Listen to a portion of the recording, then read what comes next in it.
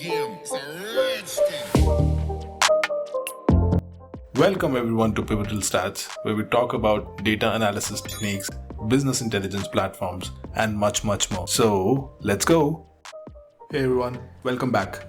So in the last video, we saw how we can use select statement to get any kind of data set from your main or original table. Now we're gonna see how we can use different conditions or filters to further drill down your data set. And we will also see how we can use different operators to add more power to your filters. So let's quickly dive in. Now let's write the select statement so that we get more practice how to write a select statement. So I'm gonna say select star from, you're gonna mention the project name first. So here the project name is this. So Lithe Sonar. The IntelliSense feature will automatically suggest all the table names here. So I'm gonna click this open powerlifting here. So it has automatically taken what I needed. But now we need to add more filters to this. Okay.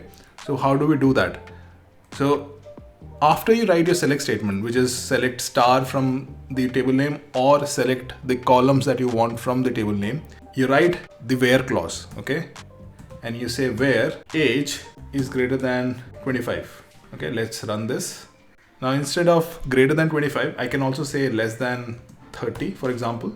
Okay, and I'm gonna run this and it will filter out all the values where the age column has less than 30 value in it. I can also say filter out everything where equipment is not equal to raw. Okay, and when you write a string, you need to write it within a quote. Okay, so it has filtered out the data for you.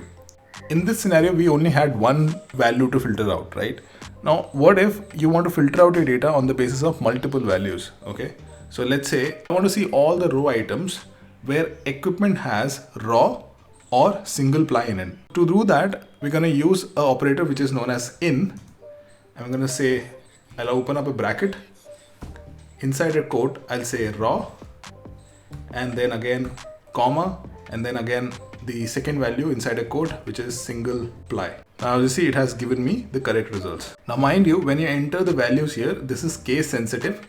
So if you write raw like this with a small r, this will not fetch you the correct results. So when you enter a value into this condition, you need to be cautious that this is case sensitive. Now this is how we enter a condition on a single column.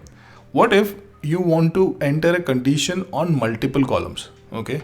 So right now the condition is only there on equipment, but I want to add one more condition on, let's say, division column. You will add an additional operator to it. So we can add and operator or operator here. So I'm going to say equipment in raw or single ply or division is equal to master 51 plus. Okay. And then I'm going to run this query again. Now, if we want both the condition to be true, I can use and instead of or, and you run it. There is no row item which meets both of these conditions. So that's why it's not displaying any data set.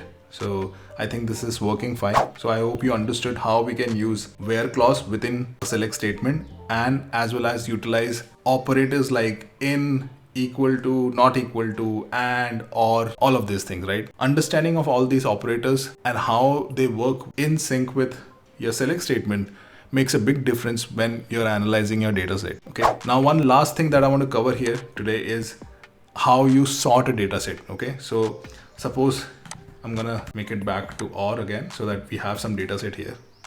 Now, once I get some data set, I want the data to be sorted on the basis of name. Okay. So all you have to do is you need to enter a clause which is called order by, and you need to enter the column name by which you want to sort. Okay. I want to say order by name, but by default, it will sort everything in an ascending order. So if I run this like this, it will sort everything in an ascending order. But in case you want something to be sorted in a descending order, so you just write DESC and you run it, and it will sort everything on the basis of descending order. Now, sorting is a processor intensive activity. So if you have large amount of data, be cautious while running an order by clause. So that is it for today. I hope this was helpful. I would suggest you go back and do practice these statements and queries within the BigQuery environment so that you get a hang of the entire query structuring and how we can use these operators in sync with select statements. Let me know in the comment section if you are liking the pace at which we are moving while learning how to write SQL queries. If you want me to change anything here, do let me know. I'll be happy to make those changes while I'm creating these videos. If you're liking my content, then please consider subscribing to the channel.